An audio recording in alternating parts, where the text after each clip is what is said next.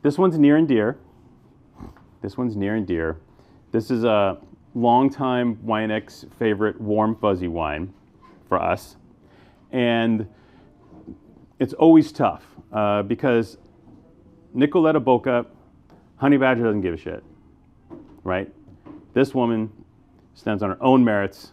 She's amazing. She creates singular wines, and she doesn't care about the press. She doesn't care about critics. She doesn't care about love. She doesn't care about any of that shiznit. She is just in it to make her wine in her style, and that's an iconoclast, right? Is that iconoclastic? Would you say? Is that fair to say? And she's a true icon in Piedmont, and especially within her home zone of Dogliani. Now, Dogliani is mostly known for Dogliani, which is Great Dolcetto. All right, so the key here is Dogliani is right next to Monforte, d'Alba, and Barolo. And the terroir could easily make a great Barolo wine, but that was really Christopher Walken right there. Could make great Barolo wine, but it doesn't. Dogliani, starting since the 1930s, probably for 100 years, has been the ground zero for the finest Dolcetto in Italy. Although Diano d'Alba would probably fight them on that, and there's a couple producers that have a case. But in general, Dogliani is the ground zero for great Dolcetto because of these fabulous Barolo-style terroirs where it's growing. And she does great work with that. And we do sell it. It's really great. You should buy some. However, one of her truly grooviest wines is a wine that doesn't get quite as much run from even the people that know her. And it's Austri. So it's labeled as Langhe Rosso. But in fact, it's 95% Barbera. So by all accounts, this is 95% basically Barbera from old vines in Dogliani, Barolo's, Monforte's next door neighbor. That's what we're talking about here. So I know, a little bit to digest, bear with me. Nicoletta, let's get back to her. Honey Badger, she doesn't care. She ages her wines in a very distinctive way. Even the Barbera and the Dolcetto, by the way, get at least 3 years in larger oak casks. So all this wonderful, organically grown, Demeter certified biodynamic grapes can find this perfect home and this perfect equilibrium. Then she ages it. She ages it until she thinks it's ready.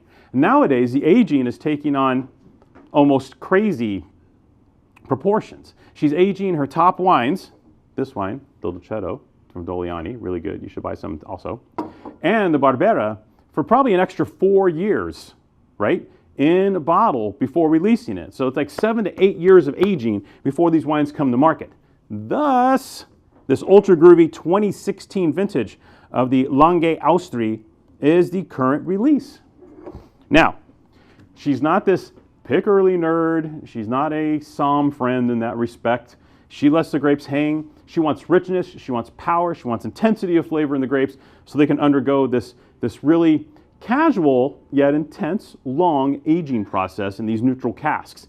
You need great raw materials. If you put poop in the casks, you get poop coming out of the casks. It's that simple.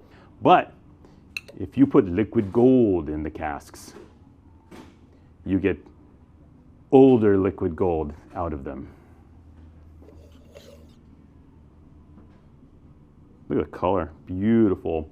This is coming up on 10 years old, gang. And you know what I love about this wine? Well, I love everything about this wine.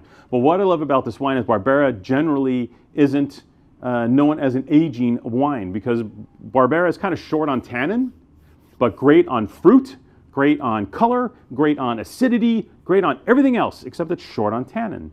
So a lot of people put Barbera into new oak barrels instead of older oak barrels because they want to kind of structure the wine up. They want to kind of pump up the volume, give it some backbone so it'll age. But if you have great fruit in the vineyard and you take extra care in the cellar, you can make beautiful Barbera that is essentially unoaked that will age magnificently. Ergo, this wine. I love the color. And we actually been waiting a couple years to talk about this wine because we needed to get to the great 2016 vintage. And 2016 in Piedmont, as some of you may already know, is one of the premier vintages all time in Piedmont.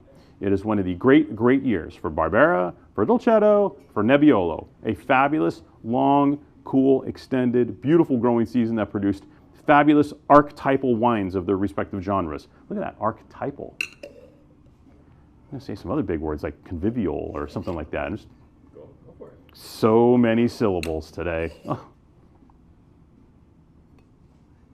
Wow, this is great. Richer style of Barbera, so you get that spice. You get that cinnamon stick character coming into here. You get a little of that Garrigue character. You get black fruit, you get plum, black cherry, almost a macerated black cherry character in this wine, which is really indicative of ripe, juicy Barbera. Barbera can sometimes go chocolatey, almost, like this wonderful cocoa character in the wine. But this one doesn't go towards chocolate. This wine retains its primary fruit character. I think this wine has brilliant natural acidity, allowing all that richness of fruit to really maintain and keep verticality on the palate.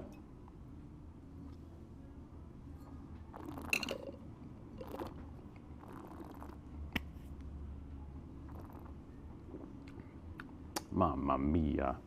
Am I allowed to say that, or is that? I can say that. Mamma mia. No, but seriously, because Nicoletta is pretty serious.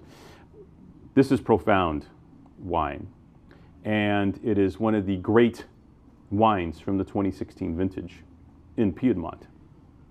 It is exquisite. It is so rich in fruit, yet incredibly high tone. The Barbera acidity just keeps everything, bam, on point. But yeah, the wine's 15 octane, but you don't feel it at all. What exquisite balance in this wine. Impeccable. From the moment we tasted this, we were like, yes, we're going to talk about this wine. It is the time to talk about Nicoletta and her wines, her vineyards.